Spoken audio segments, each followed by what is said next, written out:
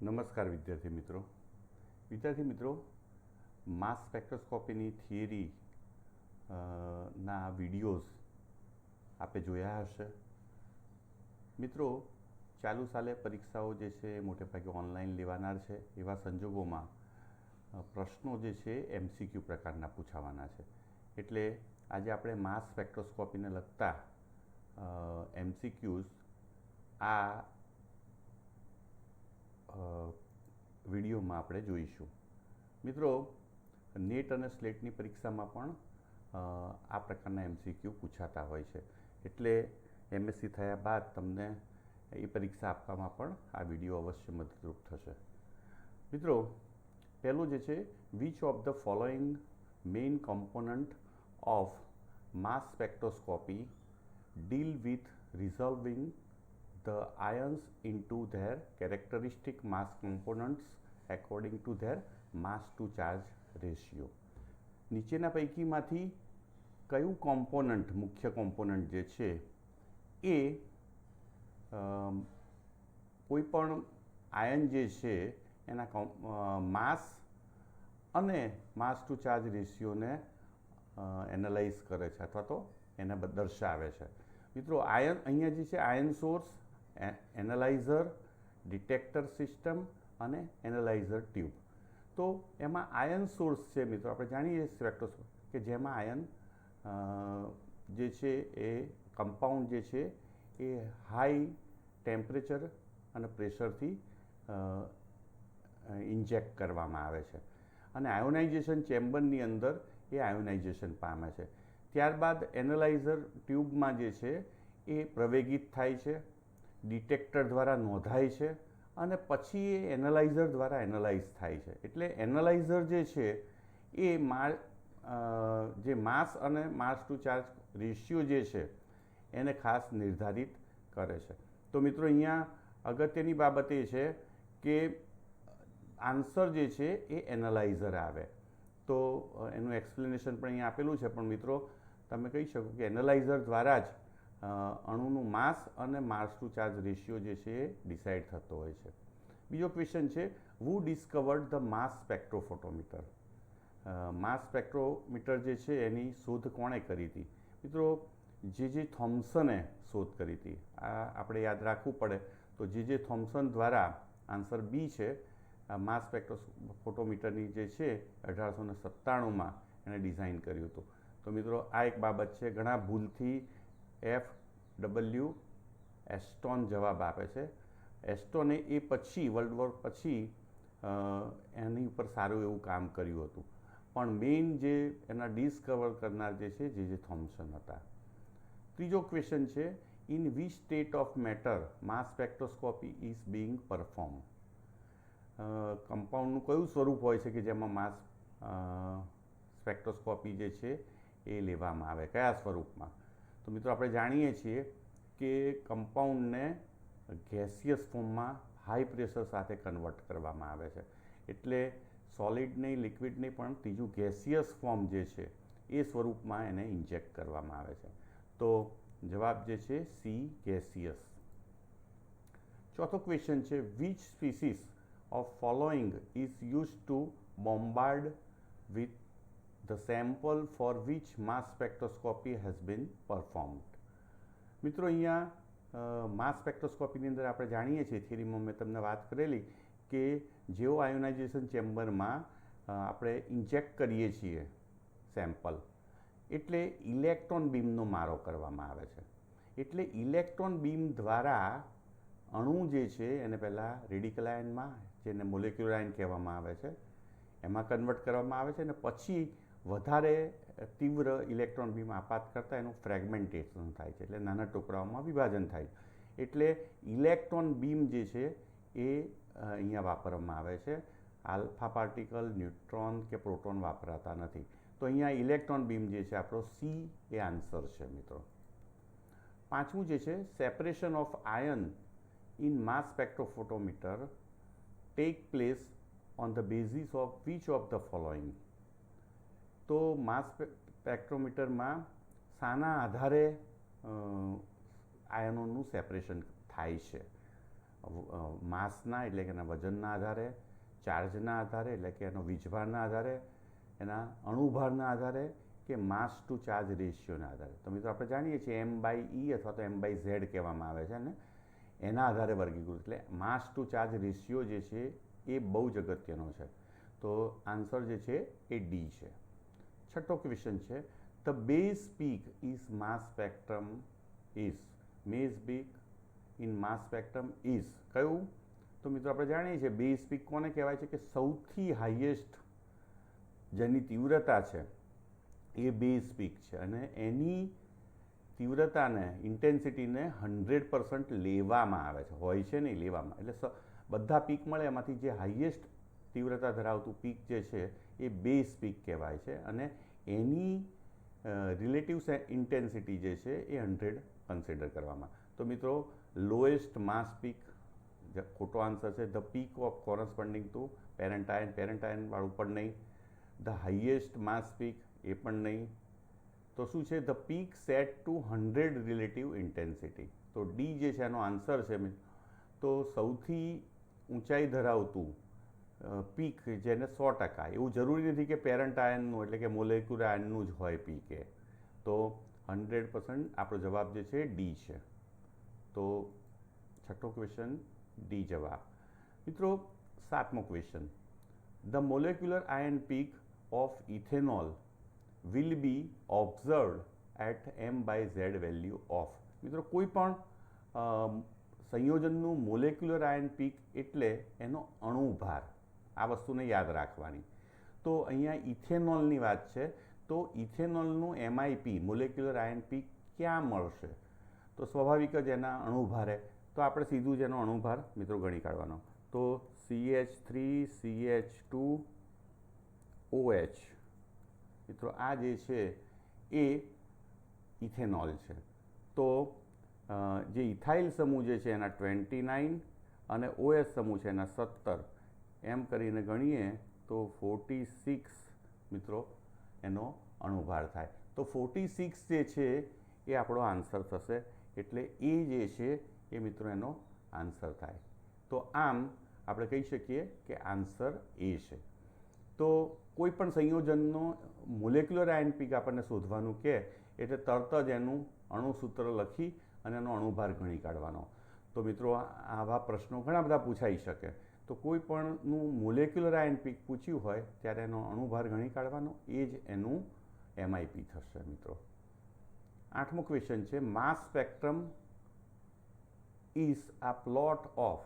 શાનો plot છે? Graph છે. મિત્રો આપણે જાણીએ છીએ કે વાય ધરી ઉપર આપણે હંમેશા જે ઊભી જે વાય ધરી લઈએ છીએ ને આડી જે છે ને એક્સ ધરી લઈએ છીએ. તો અહીંયા માસ સ્પેક્ટ્રા તમે જોયો હશે તો એમાં રિલેટિવ ઇન્ટેન્સિટી મેં તમને વાત કરેલી, બેઝ પીકને 100 લેવામાં આવે છે એટલે વાય ધરી ઉપર રિલેટિવ ઇન્ટેન્સિટી લેવામાં આવે છે અને એક્સ ધરી ઉપર M/Z લેવામાં આવે છે. એટલે પહેલો આ જે છે એબન્ડન્સ વર્સિસ ટાઈમ પણ ખોટું છે, રિલેટિવ ઇન્ટેન્સિટી વર્સિસ M/Z પણ ખોટું છે, પર્સન્ટેજ. તો અહીંયા percentage relative intensity versus M/Z. મિત્રો અહીંયા આ જે છે એ 2 વખત લખાયેલું છે.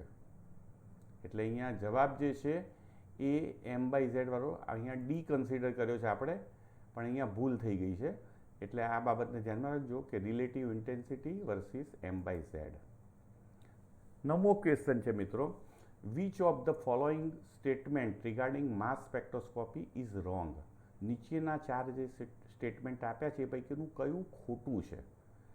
In a normal mass spectrophotometer electron impact causes a molecule to lose an electron and become a molecular radical cation which decompose into fragment cations and radicals. મિત્રો અહીંયા એવું કહેવા માગે છે આ વાક્યમાં કે માસ સ્પેક્ટ્રોફોટોમીટરની અંદર ઇલેક્ટ્રોન આપાત થતાં જે મોલેક્યુલર જે છે પોતાનો ઇલેક્ટ્રોન ગુમાવે છે અને રેડિકલમાં કન્વર્ટ થાય છે અને ત્યારબાદ એ ફ્રેગમેન્ટ નાના ફ્રેગમેન્ટ કેટાયન અને રેડિકલમાં રૂપાંતરિત થાય. તો આ વાત બિલકુલ સાચી છે.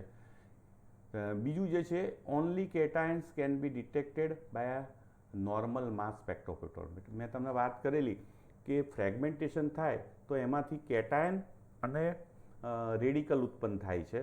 તો માત્ર પોઝિટિવ ચાર્જ ધરાવતા રેડિકલ આયન અથવા તો કેટાયન એ જ પ્રવેગિત થાય છે અને માસ સ્પેક્ટ્રોફોટોમીટરમાં નોંધાય છે. એટલે અહીંયા બીજું વાક્ય પણ બિલકુલ સાચું છે મિત્રો, કે only cation can be detected by normal mass સ્પેક્ટ્રોફોટોમીટર.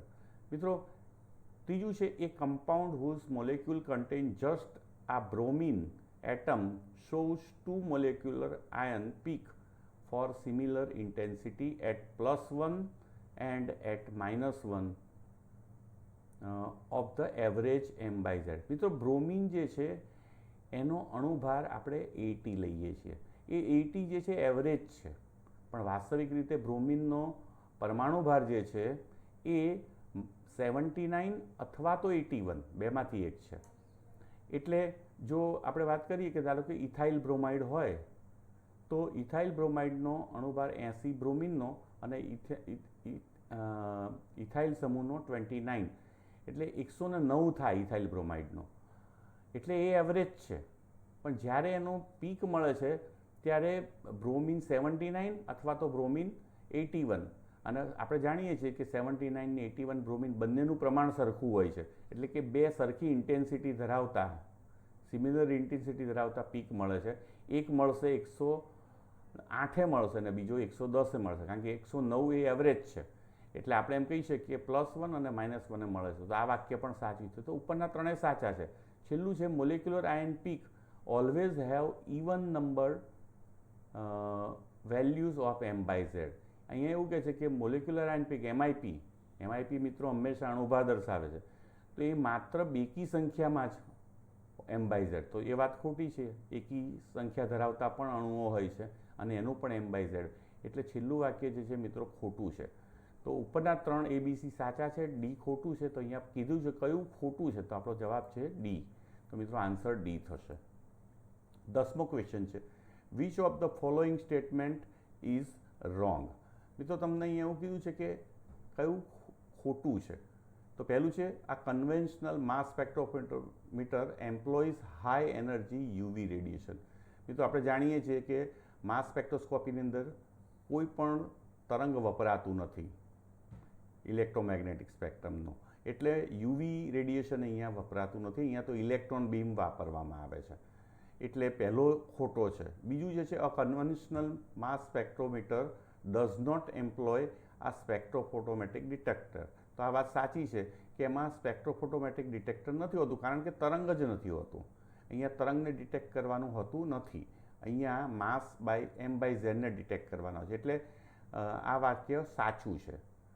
Conventional mass spectrometry does not always required sample of high purity.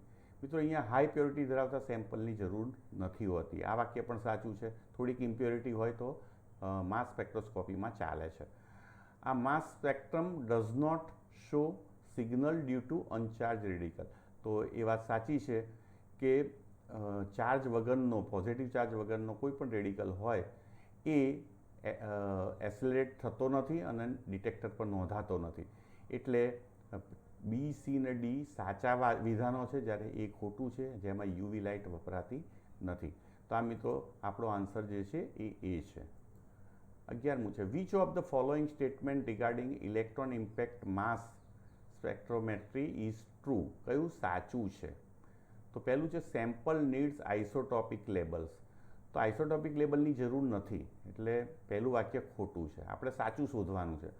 The base peak is form by loss of 1 electron form each vaporize molecule by an electron beam. તો અહીંયા એમ કે છે કે base peak is form. Base peak તો મિત્રો કયું છે? સૌથી તીવ્ર એ સ્થાયી શિખર હોય, જે સ્થાયી કેટાયન હોય એના દ્વારા બેઝ પીક મળે છે. અહીંયા તો વાત કરે છે કે ઇલેક્ટ્રોન બીમ આપાત કરવાથી ઇલેક્ટ્રોન દૂર થાય તો શું મળે? તો મોલેક્યુલર આયન પીક મળે છે.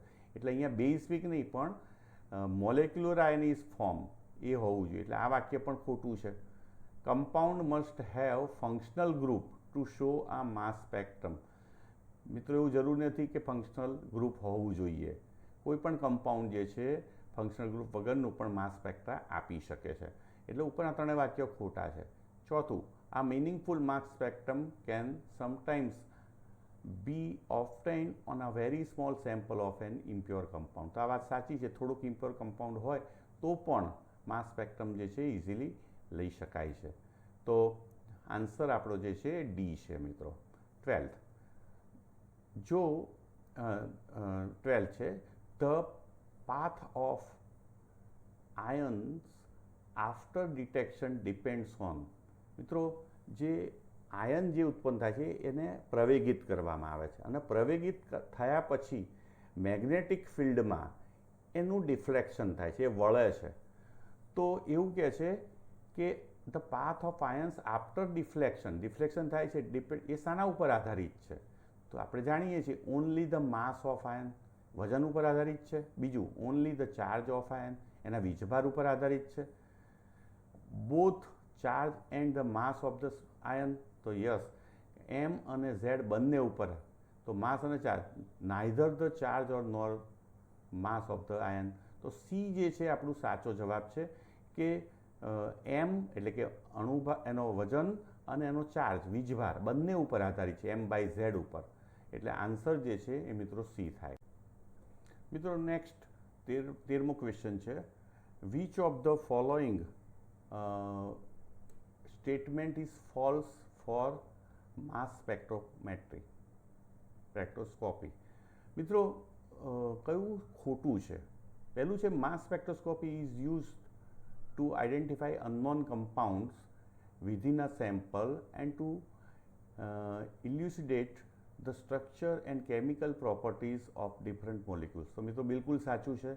બીજું છે, particle are characterise by their mass to charge ratio m by z and relative abundance. તો આ પણ સાચું છે.